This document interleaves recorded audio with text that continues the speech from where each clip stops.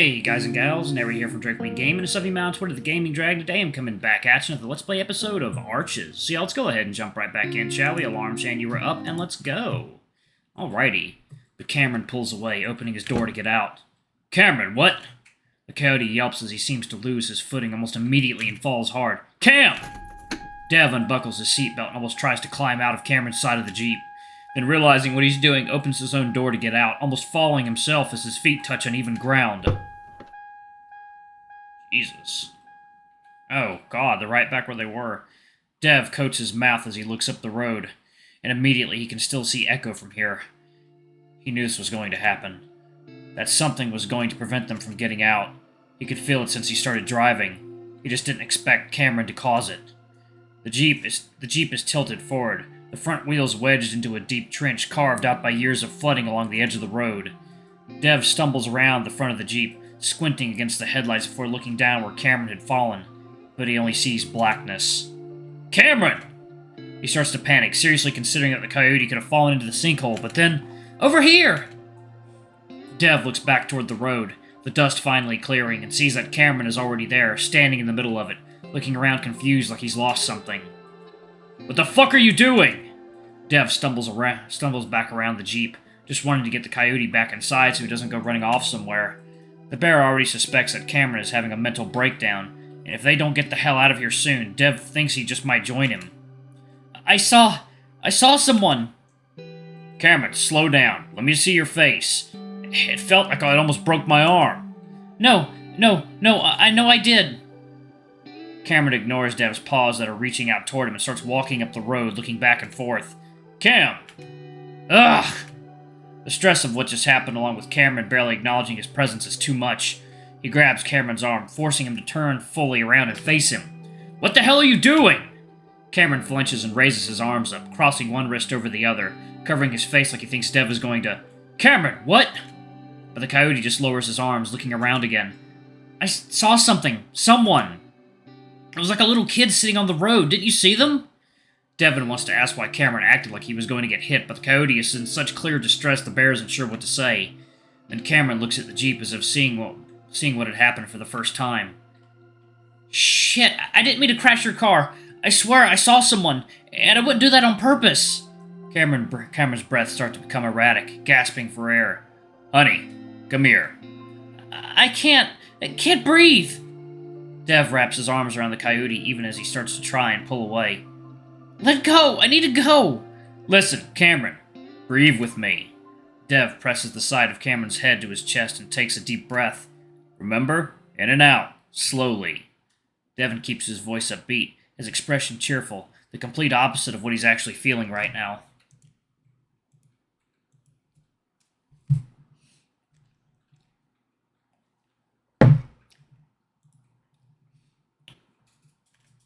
But showing how distressed he is clearly isn't helping the situation, so this breathing exercise is also for his benefit.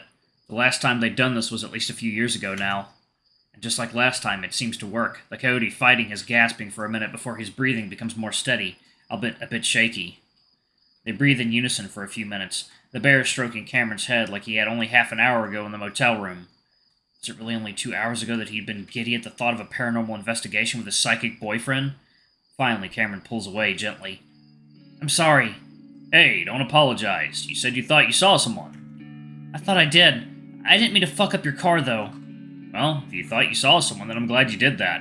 Considering how slow we were going, I'd rather the car run into dirt than run over somebody. Now, just hold still for a second so I can check you out. You face-planted into my arm pretty hard back there. Dev gently turns Cameron towards the headlights of the still-running car, lightly running his blunt claws through the fur. I thought it was an otter. I could see the tail and everything. One of Devon's claws grazes over the small lump under Cameron's fur on the bridge of his snout, and the coyote winces. Does that hurt? A little bit. I didn't even notice until just now. That's probably from my elbow.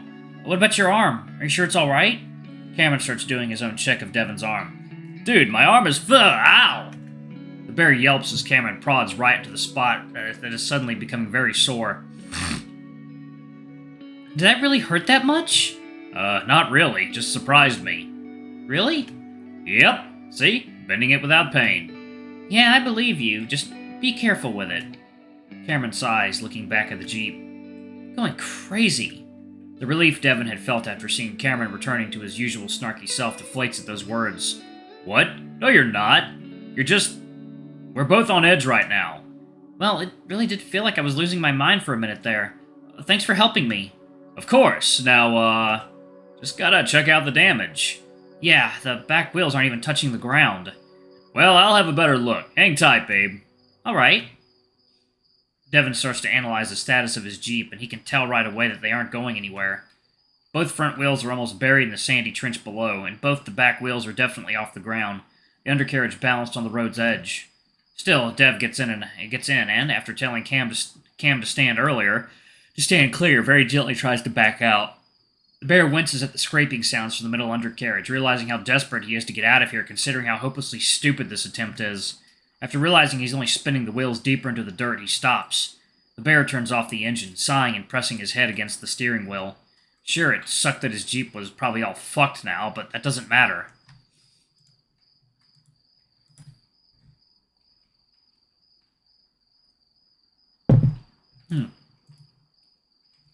More than anything, he just wants to be out of Echo. He thinks back on how strange it is that Cameron immediately tried to convince him that he didn't do it on purpose. Devon didn't need to be convinced because he hadn't even considered that was the case. But because of how he brought it up, Devon quickly shuts that down, deciding that now isn't the time for shitty thoughts like that. Finally, the bear gets out, fixing a smile on his face again so Cameron won't feel so bad. Alright, so... Cameron?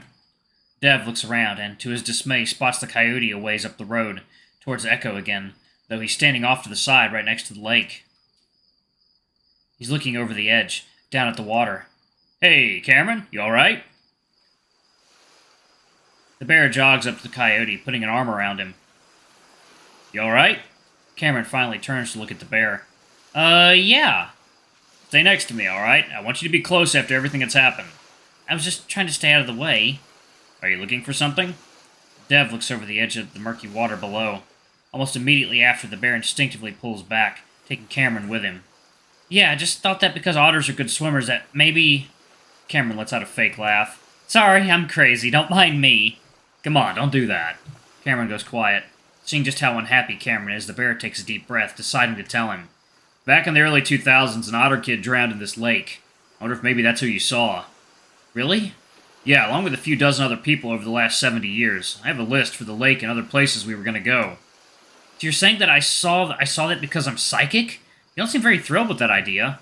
I'm not thrilled with any of this anymore. It only reminds Dev that Cameron could see anything, terrible things, and that could lead to more mental anguish for his boyfriend. Anyway, we are stuck pretty badly. What do we do? Don't worry, we got options. We'd want to get to the highway, but it's a bit of a walk. I think about 7 or 8 miles. It's a bit too much with it being dark and on half a destroyed road. I think we should try getting a little bit of sleep, and start walking at dawn. We'll have light. If we keep up a good pace, we'll get to the highway before it gets too hot and be able to flag down help. Cameron's quiet. So, what do you think? Remember a while back when I asked what we'd do if there was an emergency? You said there was still cell service in parts of the town. Did I? Yeah, Dev, you know what I'm talking about. It makes way more sense to find cell service right next to us and call for help rather than walk 8 miles. I don't think it makes much sense at all, Cameron. We're looking for trouble, Devon. I think we'll be fine as long as I'm not trying to see shit. But you just saw... Silent for a few excruciating seconds. Ugh! I just want to get the fuck out of here and get you home. Cameron's ears twitch as Dev raises his voice, which seems to reverberate in the silence. But the coyote just goes on standing there, arms crossed like they almost always were. Yeah, psychic or not, I'm unstable. We both know that already.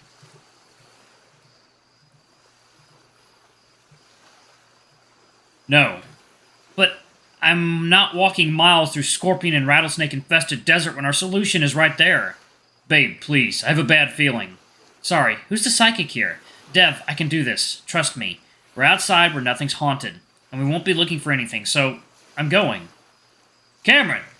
I'd prefer you came with me, though. God damn it!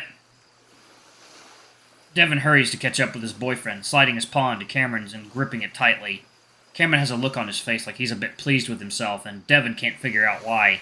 It's like the coyote thinks he's winning some kind of game, and Devon has to grit his teeth so he doesn't start an argument all over again. Just an hour ago, Cameron was sobbing after seeing and hearing terrible things, and now he's walking back in the same direction like it's nothing. Maybe the coyote is more resilient than the bear had always thought. Maybe the bear is finding out how not resilient he himself is. His stomach growls loudly, and when Cameron jokingly asks if he's hungry, Devon lies and says yes. In reality, it's from anxiety, something he isn't used to feeling all that often. The bear only finds comfort in gripping Cameron's paw even tighter and promising himself that he won't let anything else bad happen to them.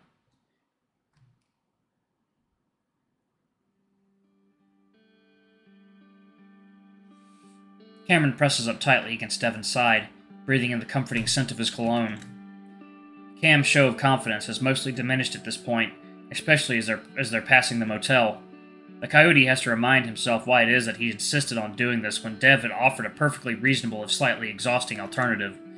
Being exhausted is preferable to PTSD, but Cameron can sense the bear beginning to treat him in a way that he didn't like, talking to him like he was fragile, like the slightest touch could tip him over when he'd tip him over and shatter on the asphalt. He wants to prove that he can deal with this, which is why he has to smirk at himself right now, because he definitely wouldn't have made it this far if Dev weren't by his side. Right now, the bear has a steely grip on Cameron's paw, making it clear that he isn't letting go. Meanwhile, their free paws hold their phones, checking every now and then for a signal. Anything yet? No. Wouldn't we get signal at the same time anyway?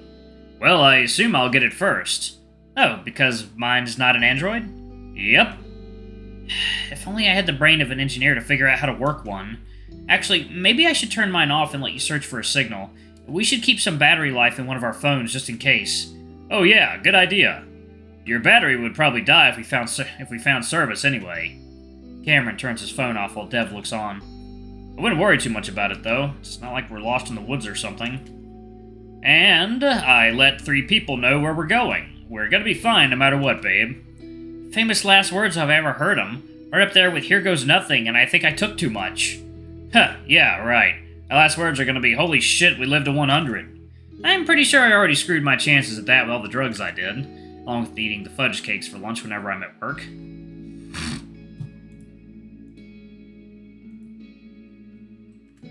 Ugh, seriously, Cam? Hey, it's in the vending machine right next to my cubicle. Well, we're changing that as soon as we get back. How are you gonna do that aside from stalking me at work? I'll make you lunch. They're gonna have us start working from home on Monday, remember? I'll have plenty of time. Hell, I'd be surprised if they don't start making you work from home soon. We'll be like co-workers. Ha! Fat chance. They don't give a shit about our health there. Well, we'll see. Either way, you'll be living to 110, so you'll have plenty of time to think of your famous last words. Cameron has to wonder if their meandering conversation is purposeful on Dev's part, if only to distract him from what's across the road. Either way, the coyote's thankful for it. Only if you make it there with me.